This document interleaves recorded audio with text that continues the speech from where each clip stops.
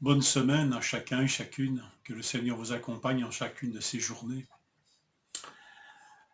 Les pharisiens lui dirent, « Vois, pourquoi font-ils ce qui n'est pas permis un jour du sabbat ?» Voilà les disciples mis en accusation. Les pharisiens, remarquez-le, adressent leur plainte à Jésus. Un peu plus haut dans le texte, nous avons lu que les mêmes pharisiens se plaignirent de Jésus en s'adressant aux disciples. Les scribes du parti des pharisiens, le voyant manger avec des publicains et des gens de mauvaise vie, dirent à ses disciples, « Pourquoi mange-t-il avec les péagers, avec les publicains et les gens de mauvaise vie ?» La vieille recette, diviser pour régner. Mettre un coin, comme on dit, jeter une ombre sur la relation entre Jésus et ses disciples. Voilà une tactique classique de notre adversaire. Remarquez que Jésus résout le problème dans les deux situations en assurant la défense dans les deux situations. C'est lui qui va prendre la parole, c'est lui qui va prendre la défense des disciples. La défense de ceux qu'il a appelés et qu'il connaît.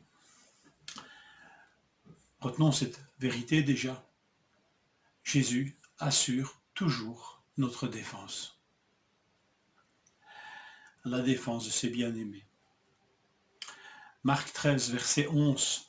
Quand on vous amènera pour vous livrer, ne vous inquiétez pas d'avance de ce que vous direz, mais dites-vous que cela vous sera donné à l'heure même, car ce n'est pas vous qui parlerez, mais l'Esprit Saint.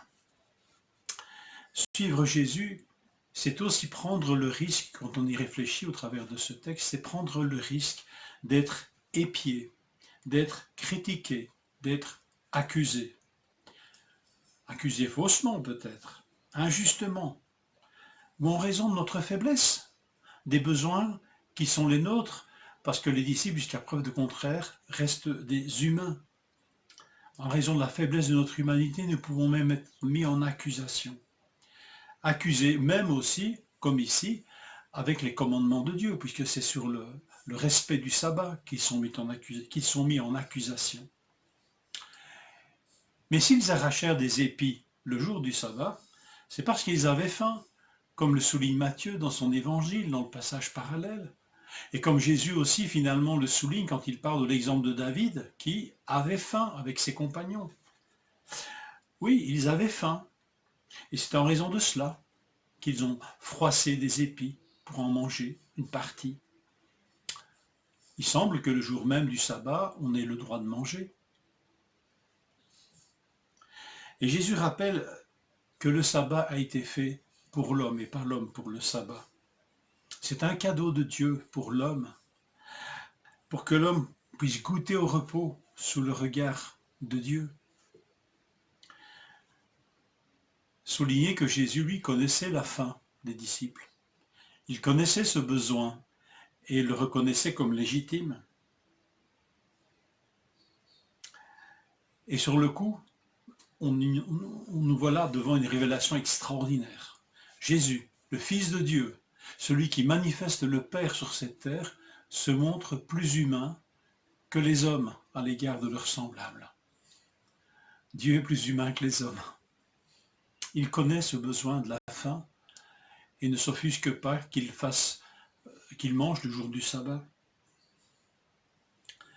Dans le passage parallèle de Matthieu 12, verset 7, Jésus dit ceci, « Si vous aviez reconnu, il parle aux pharisiens, si vous aviez reconnu ce que signifie « je veux la miséricorde et non le sacrifice », vous n'auriez pas condamné des innocents. » Aux yeux de Jésus, les disciples sont innocents.